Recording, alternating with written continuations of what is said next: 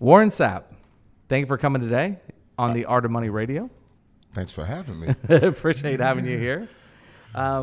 It's fun having you here. We were talking a little bit of football, talking a little bit of Knowles. You noticed my college ring. It's actually not my ring. It's Byron Caper's ring. It's a 93 national championship ring. But how did you get his ring? Well, I play cards better than Byron. He lost it in a card game? No, I wish I was that That's good. about what it's worth, So, though. yeah. I tell people all the time the college rings aren't real diamonds. They're just real gold. That's true. 100%. I have one. Yeah, that's right. That's 100% true. Right. And it's something because they said they didn't want to do that. Because it was too much money for them. No, too much money, and the university couldn't justify the cost, but they're giving Nick Saban $7 million a year. Yeah, right. Amazing how this works. It doesn't bother you at all, does it? No, not even a little bit. Now that they get likeness and all this stuff, I would have been a nice little something to go, boy. Be the most recognizable guy in college football and getting a check for it. Exactly. The Alabama quarterback's getting, $1 million and he hadn't played a snap? Yep. Wow. I roll tide. Yeah. Roll tide. All right, so let's talk about this. What about the NIL? What do you think about it for the kids' benefit? You know, this is brand new in college football this year. Yes. So let's talk about this a little bit. What do you think? And I mean, you were a huge name at University of Miami. You were a big name. How do you think you would have liked the NIL? Do you like it? Do you think the kids are benefit from it? Or you think it's going to mess it up? A little bit of both. Okay. Because what I'm hearing right now from a lot of the guys is there are people scooping up these kids and making them sign exclusive deals. And just imagine this. You're from Melbourne, Plymouth, Florida, like I am, right. A little small town. Right. You get to college and all of a sudden you become the hot little thing and somebody comes to you and say they want to do an exclusive deal. What do you know about this? Right. You know nothing about this. So what I told my dude at Ole Miss that's up there with the players in Lane Kiffin, I told him, I said, if it's anything $50,000 and under, you give them 5%. Anything 50 grand to 100, you get 10%. Anything over 100 grand, you get 20%.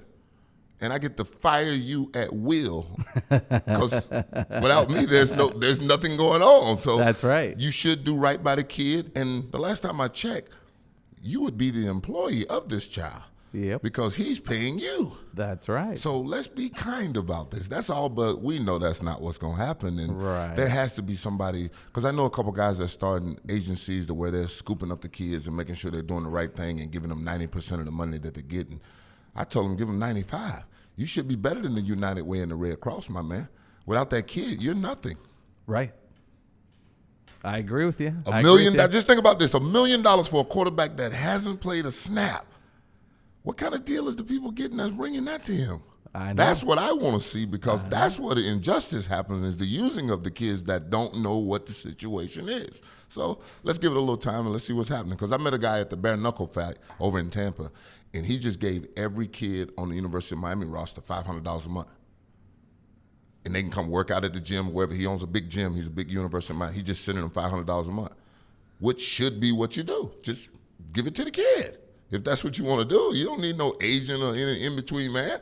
Tell the kid what you like, put it in simple terms, give him his money, and let him walk.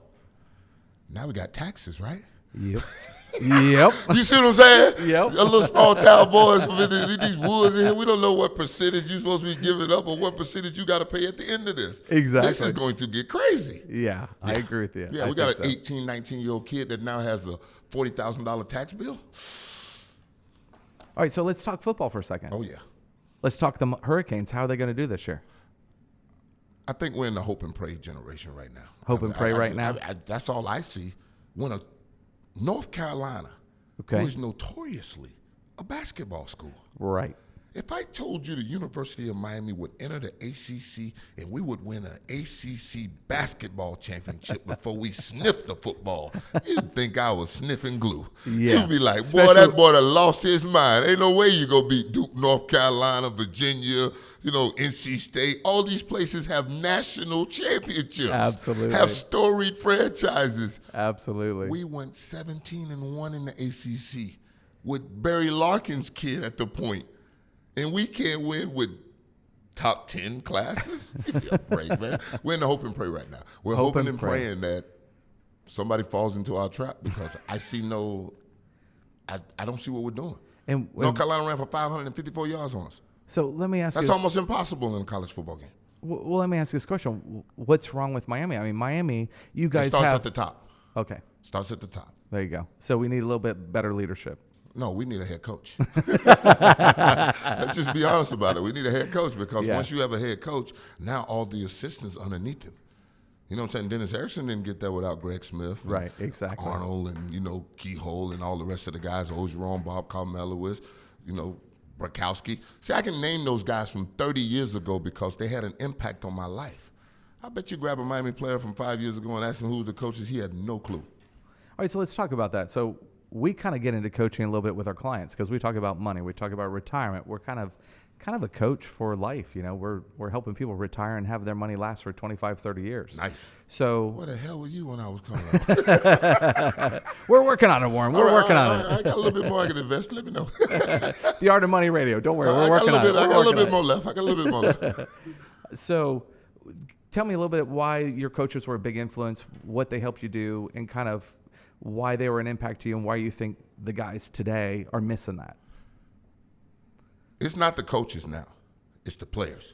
Okay. Because we have a whole new generation now that you can get $1 million for not playing a snap. You can build your own brand on a social media and a bunch of, what are we going to call them?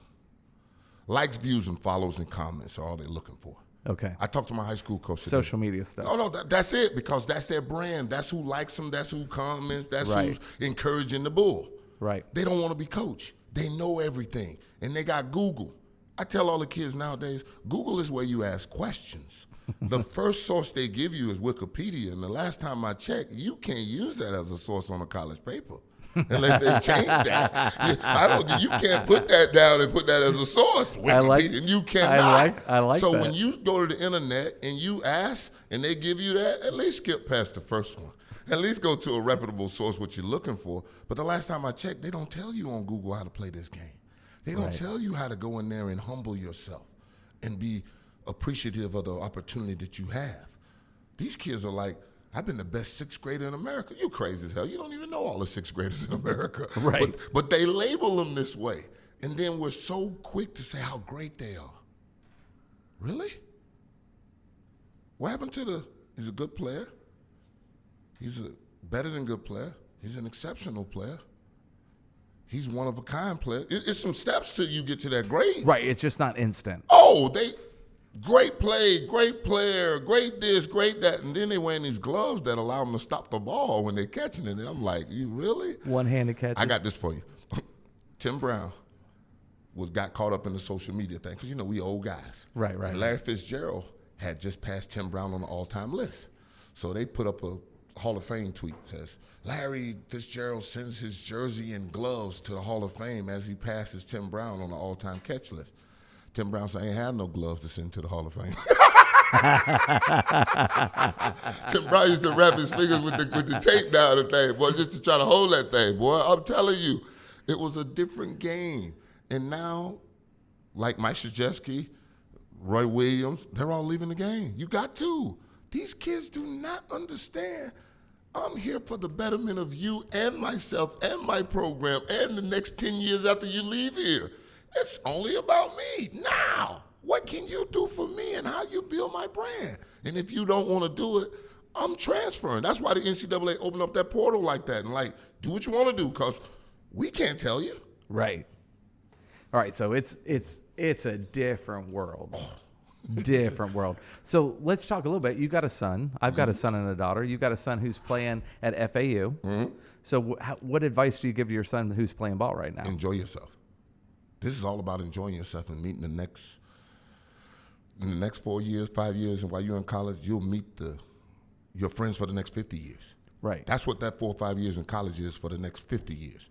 Those are the same people you will be interacting with in business situations, reunions, different things that you want to do in life because that's when you become a man. You just left your mama's house at 18. Right. Now you go 18 to 22. Now you're about to get some responsibility and some bills coming your way. Right. If you like if your parents are like mine, don't call here, boy. you got your own bills. You know what I'm saying? I got my own bills over here. So it really grows you up. So that's what I told him. I said, go enjoy yourself, but grow up as a man because when you get finished with that, now it's time to go get a job and go to work. Right. Yeah. So what skills are you going to grab? What friendships are you going to grab from college to now take you forever? Right. Because them boys that built Apple, they were in the same class together, and then they went to a garage together. You know, Right. That's how that works. You know, That's right. You get with like-minded people, and then you go on through life. That's right. I sit in a chat every morning with the Hurricanes as we talk about college. There's 99 of us in this room. Every morning, good morning, good morning. It's 99 of us. Those are my brothers for life. And it's not all the people that I play with. It's all the different classes just mixed together. That's what a university does for you. It gives you a brotherhood of men and sisters and individuals that you know for a lifetime. I mean, it's crazy.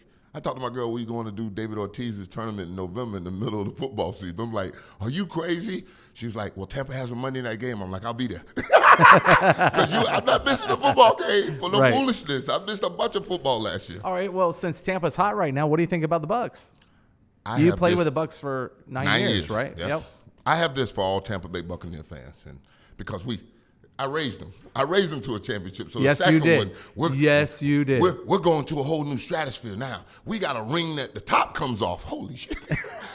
10 of them. I told my COO, I say 10 of them will be lost in the first 90 days. Because I remember mine going around and being kicked underneath couches at the club. You know, I passed it. I mean, you just want people to see it, and all of a sudden it's on the other side of the club. So trust me, that's crazy. One, but everybody's asking me, are we gonna win another Super Bowl? When we win? And I'm like, okay, let's just rewind this Super Bowl to Which was phenomenal. no.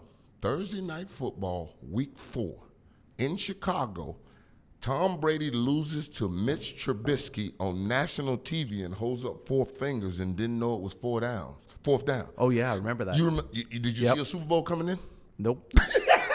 Nope. And I didn't either in the middle of mine when I won mine. So let's just enjoy it week for week. We are the defending champs. We get to talk more trash than the law allows until it runs out. So enjoy yourself. It's been 18 years since we won the last one, so they don't come around too often. So you might want to enjoy this. Well, Warren, thank you so much for being on the Art of Money Radio today. Appreciate Art you. of Money had a little bit of sap in it. I like it.